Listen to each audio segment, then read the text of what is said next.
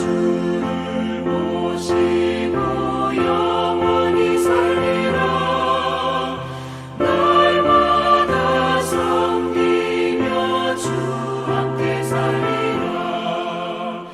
영생을 누리며 주 안에 살리라. 오늘도 내일도 주 함께 살리라.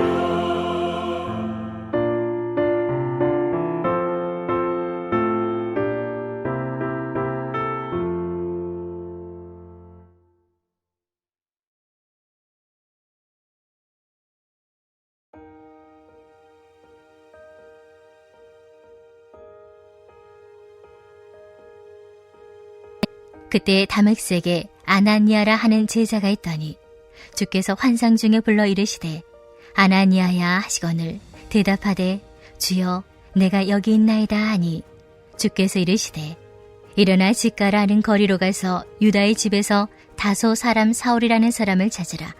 그가 기도하는 중이니라.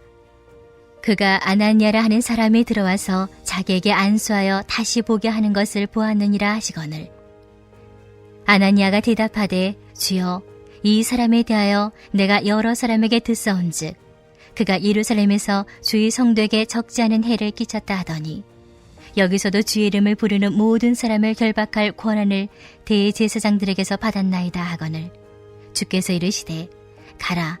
이 사람은 내 이름을 이방인과 임금들과 이스라엘 자손들에게 전하기 위하여 택한 나의 그릇이라.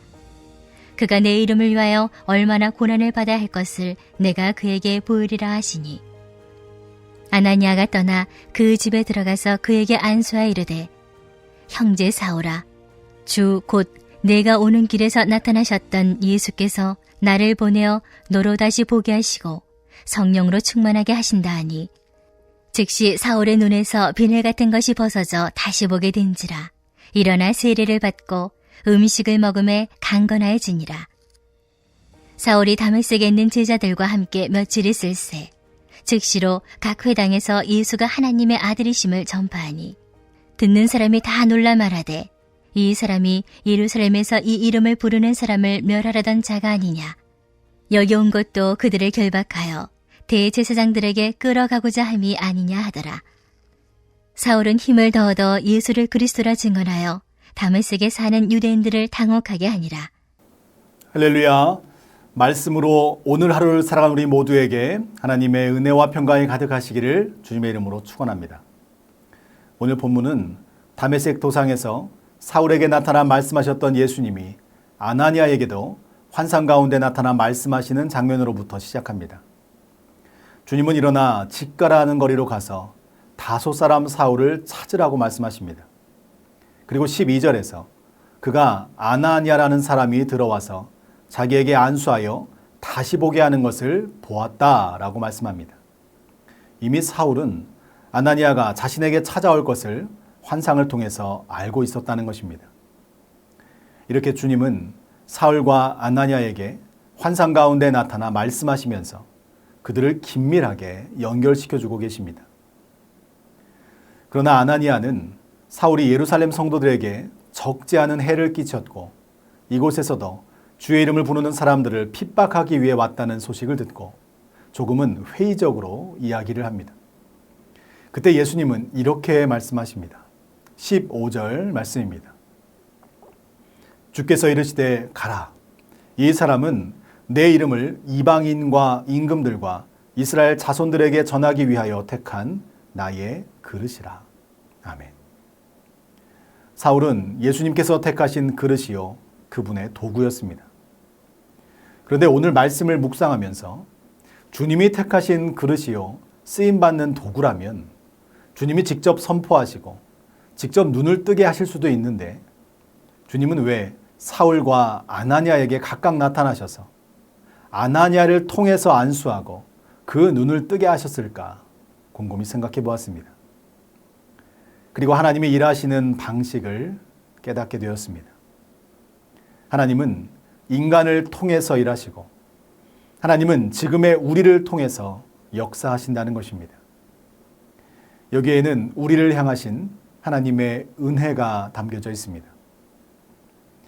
예수님도 혼자서 모든 일을 다 하실 수 있었지만 12제자를 세우시고 그들과 함께 하셨습니다. 그리고 그들을 통해서 복음이 땅 끝까지 전파되게 하셨다는 것입니다. 아나니아도 주님의 길을 걷는 제자였습니다.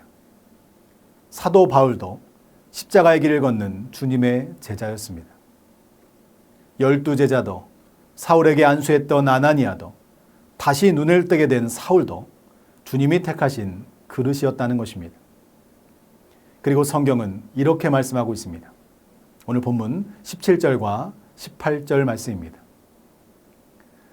아나니아가 떠나 그 집에 들어가서 그에게 안수하여 이르되 형제 사울아 주 곧 네가 오는 길에서 나타나셨던 예수께서 나를 보내어 너로 다시 보게 하시고 성령으로 충만하게 하신다 하니 즉시 사울의 눈에서 비늘 같은 것이 벗어져 다시 보게 된지라 일어나 세례를 받고. 아멘. 예수님이 모든 것을 다 준비하시고 예수님이 모든 것을 다 하셨는데 본문은 아나니아의 순종으로 역사가 일어난 것처럼 말씀하고 있습니다.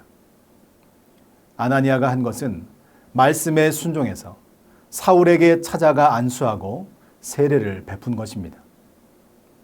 사울의 눈에 비늘이 벗겨지고 다시 보게 된 것은 아나니아의 안수와 세례가 아니라 모든 과정을 계획하신 예수님의 은혜와 예수님의 역사였습니다. 그런데 주님은 이 모든 중심에 아나니아를 부각시켜주고 계십니다. 예수님은 하실 수 있지만 아나니아를 통해서 역사하셨습니다. 예수님이 모든 것을 다 하셨지만 주님은 아나니아의 순종을 드러나게 하셨습니다. 지금 이 모든 상황은 아나니아에게 구원의 기쁨과 구원의 감격을 함께 누리게 하시는 하나님의 은혜와 배려였다는 것입니다. 이처럼 하나님의 일에 동참하는 사람은 하나님의 역사를 맛보는 은혜를 누리게 된다는 것입니다. 그래서 택하신 그릇은 단순히 누군가를 위해서 일하는 사람이 아닙니다. 내가 주님께 택함 받았다는 그 자체로 쓰임받고 있는 바로 지금 이 순간이 나에게 주신 하나님의 은혜와 하나님의 감사의 순간이라는 것을 잊지 말라는 것입니다. 세상에서는 먼저 세움받은 사람이 대접을 받습니다. 학교와 군대와 직장에서는 먼저 태어난 사람, 먼저 군에 입대하고 먼저 직장 생활을 시작한 사람을 늦게 온 사람이 섬기게 됩니다. 그러나 교회는, 그리스도인의 공동체는 그렇지 않습니다. 먼저 세움받은 사람이 섬기는 것입니다. 이 섬김은 단순히 도와주는 것이 아닙니다. 내가 먼저 은혜를 받았기에, 그 은혜를 내가 먼저 누렸기에 그것을 전하는 삶을 살아가는 것, 이것이 바로 하나님께서 택하신 그릇의 사명인 것입니다. 또한 우리가 지금 이 순간 그리스도인으로 살아간다는 것은 예수님의 십자가 구원의 은혜를 누리는 그 기쁨으로 살아가는 것이기도 하지만 더욱 중요한 것은 구원의 기쁨과 부활의 첫 열매 되시는 예수 그리스도를 전하는 사명이 우리에게 함께 주어졌다는 것을 의미하는 것이기도 합니다. 우리가 걷는 이 길은 평탄하고 향기 나는 꽃길이 아닙니다. 주님이 걸어가신 길은 고난의 길이요 십자가의 길입니다. 기쁨과 감사와 은혜가 있지만 고난과 눈물과 아픔도 늘 우리와 함께합니다. 오늘 본문에서도 바울은 주님이 택한 그릇이라는 영예를 얻었지만 그와 함께 주님을 위해 많은 고난을 당해야만 하는 무거운 짐도 주어졌다는 사실을 기억해야 합니다. 그래서 주님은 아나니아를 언제 부르셨습니까? 오늘 본문 11절 하반절에 보면 주님이 아나니아를 부른 시간이 기록되어 있습니다. 주님은 아나니아를 사울이 기도하고 있을 때 부르셨습니다. 사울은 자신에게 찾아온 이러한 현실과 자신이 주님을 위해서 왜 고난을 당해야 하는지 묵상하고 음미했을 것입니다. 하나님은 사울을 향한 놀라운 계획을 가지고 계셨습니다. 그리고 그가 식음을 전폐하고 하나님의 뜻과 길을 물으며 기도하고 있을 때 그를 위해 신실한 형제 아나니아를 예비해 두셨습니다.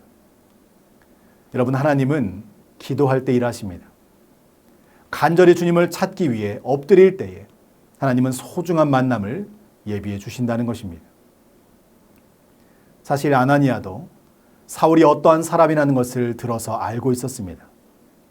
그렇기 때문에 그에게 다가가 안수하는 것이 쉬운 결정은 아니었을 것입니다. 그러나 아나니아는 너는 가서 전하라는 주님의 말씀 앞에 순종하여서 그에게 찾아가 안수했습니다. 또한 그를 형제라 부르기를 주저하지 않았습니다. 우리가 기억해야 할 것은 내가 서야 하는 사람과 상황과 환경이 아닙니다. 나를 이 자리에 부르시고 나를 이 자리에 서게 하신 하나님의 말씀만을 기억하시기를 축복합니다. 여러분, 그렇다면 수많은 제자 중에 주님은 왜 아나니아에게 말씀하셨을까요? 여러 가지 이유가 있지만 두 가지만 말씀드리겠습니다. 첫째로, 아나니아는 주님의 음성에 민감한 사람이었습니다.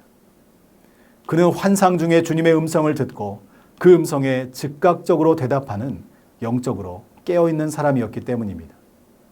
사무엘서에서도 영적으로 얻어갔던 엘리 제사장은 하나님의 음성을 듣지 못했지만 사무엘은 주님의 음성을 듣고 대답했습니다. 하나님은 깨어있는 자에게 말씀하십니다. 하나님은 기도함으로 날마다 영적으로 소통하는 기도자에게 응답해 주시는 것입니다. 저와 여러분도 날마다 기도함으로 영적으로 깨어서 주의 말씀에 반응하는 복된 인생이 되시기를 축복합니다. 둘째로, 아나니아는 주님의 말씀에 순종하는 사람이었습니다. 아나니아는 사울에게 느꼈던 두려움과 반감보다 예수님이 그에게 명령하신 그 하나님의 말씀이 더 소중했습니다. 그래서 그는 자신의 생각과 다를지라도 주님의 말씀에 즉각적으로 순종했던 것입니다. 주님의 말씀에 순종하는 것 자체가 귀한 능력입니다.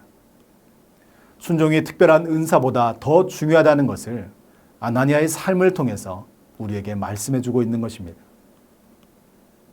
말씀에 순종함으로 주께서 택한 그릇의 사명을 잘 감당하는 저와 여러분 모두가 되시기를 축복합니다. 이렇게 하나님은 영적으로 깨어있고 말씀에 순종하여 모든 유대인들에게 칭찬받는 아나니아를 들어서 사용하셨습니다. 그리고 그러한 아나니아를 통해서 사울이 바울이 되는 과정 가운데 증인의 역할을 감당하게 하셨고 믿음의 공동체 안에서 은혜와 기쁨을 누리게 하셨습니다. 그러자 사울이 어떻게 되었습니까? 20절과 22절에 보면 즉시로 각 회당에서 예수가 하나님의 아들이심을 선포했고 힘을 더 얻어서 예수가 그리스도이심을 증언했다는 것입니다. 사울은 이제 박해자에서 전도자가 되었습니다. 예수님을 믿는 사람들을 붙잡으러 다메섹에 갔지만 오히려 그가 주님께 붙잡힌 인생이 되었습니다. 하나님께 붙잡힌 인생은 한순간에 변화됩니다. 과거의 삶이 문제되지 않습니다. 하나님의 선택보다 우선순위에 있는 것은 없는 것입니다. 하나님은 주권적으로 인생을 변화시키시고 이 일을 위해서 준비된 사람을 보내십니다. 그래서 주님께 붙잡힌 인생, 주님께 택함받은 인생이 복된 인생인 것입니다. 그렇다면 사도 바울만 택함받은 그릇이었을까요? 아닙니다. 그에게 안수하고 그리스도의 증인으로 먼저 세움받은 아나니아도 주님의 그릇입니다. 또한 이 말씀 앞에 아멘으로 화답하고 나도 아나니아처럼 나도 사도 바울처럼 말씀에 순종하겠습니다 라고 결단하고 다짐하는 저와 여러분 모두도 주께서 택하신 그릇임을 잊지 마시기 바랍니다. 사랑하는 전주한대교회 성도 여러분, 지금 여러분의 삶에 내가 가서 복음을 전해야만 하는 사울은 누구입니까? 사람들이 꺼려하고 만나기를 싫어하는 그 영혼에게로 하나님은 당신을 부르시고 가라 명하고 계십니다. 나에게 이득이 되는 사람에게 찾아가 선을 베푸는 것은 세상 누구나 할 수 있는 일입니다. 그러나 그리스도인은 나에게 어떠한 보상도 줄 수 없는 사람에게 마음을 쏟고 내 마음을 아프게 하는 그 사람을 품고 섬기는 삶을 살아가라고 오늘 본문은 말씀하고 있습니다. 하늘 상급은 세상에서 돌려받을 수 없는 섬김을 베풀었을 때 쌓여지는 것임을 여러분 꼭 기억하시기 바랍니다. 그릇은 그릇에 사명이 있습니다. 맛있는 음식과 물을 담고 그것을 필요로 하는 사람들에게 아름답게 전달하는 것이 그릇의 사명입니다. 준비되지 않는 그릇은 쓰임받지 못합니다. 깨어진 그릇은 버려지는 것입니다.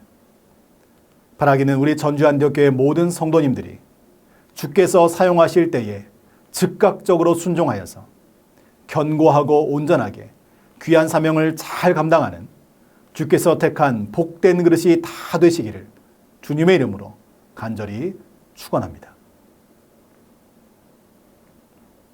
우리 이 시간 함께 기도하길 원합니다. 주님께 택함받은 그릇으로 그 사명을 감당하는 우리 모두가 되게 하여 주시옵소서. 파울 선교회와 MK 수련회, 여름에 진행되는 해외 단기 선교와 의료 선교, 교육부서 여름 사역을 통해서 하나님을 깊이 있게 경험하고 그 은혜를 누리는 귀한 시간 되게 하여 주시옵소서. 다음 세대를 위한 새성전 건축을 하나님께서 친히 주관하여 주시고 전주시에서 진행되는 건축 허가가 순적하게 이루어질 수 있도록 인도하여 주시옵소서. 우리 이 시간 믿음으로 함께 기도하겠습니다.